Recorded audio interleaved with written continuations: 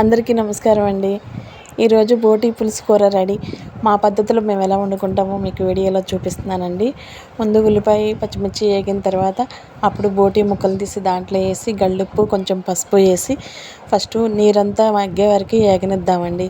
అది కూడా మీడియం సైజులో పెట్టుకుని చక్కగా మగ్గించుకుంటే కూర తినడానికి చాలా టేస్టీగా బాగుంటుందండి. ఈలోపు మధ్య మధ్యలో మనం కదుపుకుంటూ ఉండాలండి.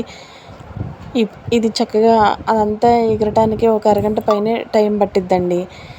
ఈ బోటి కూర కొంచెం స్మెల్గా ఉండిద్దని కొంచెం పసుపు కూడా ఎక్కువ వేసానండి. దీంట్లో కొత్తిమీర పుదీనా అలా ఏమీ వేయలేదండి. నేను నార్మల్గానే వండానండి. ఎందుకంటే అంకుల్ గారికి అవేమీ ఇష్టం ఉండదండి. నార్మల్గా వండటమే ఇష్టం. ఇంతకుముందు వీడియోలో బోటి ఫ్రై చేశానండి. అది షార్ట్ వీడియోలో పెట్టానండి. ఇదేమో బోటి పులుసు అండి. దీంట్లో కావాలి అనుకుంటే గోంగూర కూడా వేసుకోవచ్చండి. కానీ నేను అవేమీ వేయకోకుండా మామూలుగానే వండేసేసానండి. మొత్తం అలా డ్రై అయిపోయే వరకు వేయించుకోవాలండి. ఏగేటప్పుడు టప్ టప్లాడతాయండి. అప్పుడు ఏగుతుంది అని మనకు అర్థం అండి. కొంచెం దగ్గరే ఉండి తిప్పుకుంటూ ఉండాలి. ఆ తర్వాత మనకి కావాల్సినంత కారం తీసుకుని అప్పుడు కారం కొంచెం అల్లం ఎల్లుల్లిపాయలు గసగసాలు పేస్ట్ పట్టానండి. అది కూడా వేసేసేసి కలుపుకుందామండి. మొత్తం కలిపేసిన తర్వాత మళ్ళీ వాటర్ పోయాలండి. వాటర్ కూడా కొంచెం ఎక్కువే పోయాలండి. ఎందుకంటే బాగా ఉడికితేనే బోటి కూర చాలా బాగుంటుందండి. ఇంకా అన్ని వాటర్ పోసేసేసిన తర్వాత అప్పుడు మళ్ళీ మూత సగం పెట్టి కొంచెం ఓపెన్గా పెట్టుకుని ఉండించుకుని మూత క్లోజ్ చేసుకుని ఉడికించుకుందామండి. ఎందుకంటే కూర పొంగకోకుండా అట్లా ఇంకా అది ఉడుకుతూ ఉండగా మధ్య మధ్యలో మనం కదుపుకుంటూ ఉండాలండి. తర్వాత ఈ బోటీలో కొవ్వు వచ్చిద్దండి.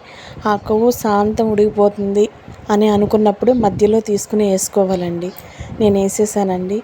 ఆ తర్వాత మనం గరం మసాలా కూడా కొంచెం వేసుకుందామండి. అది కూడా నేను హోమ్మేడ్గా పెట్టిన గరం మసాలానేనండి. అది కూడా వేసేసానండి. ఆ గరం మసాలా వేస్తే ఆటోమేటిక్గా కొంచెం చిక్కదనం వచ్చిద్దండి కూర. ఇప్పుడు మనం మొత్తం ఆల్మోస్ట్ దగ్గర పడిపోయినట్టేనండి కూర. ఎంత కావాలో పులుసు అంత చూసుకుని ఇంకా కట్టేసేసుకుంటామేనండి.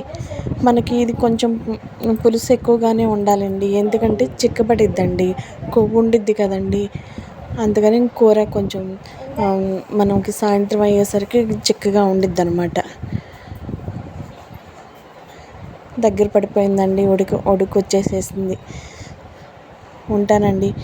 థ్యాంక్ యూ సో మచ్ అండి. వీడియోస్ చూసిన వారందరూ మీ మంచి మనసుతో ఒక చిన్న లైక్ చేసి సబ్స్క్రైబ్ చేయండి. నాకు కూడా మీరు సపోర్ట్ చేయండి. కూర రెడీ అయిపోయినట్టేనండి. ఉంటానండి. మరో వీడియోతో మళ్ళీ మీ ముందుకు వస్తానండి.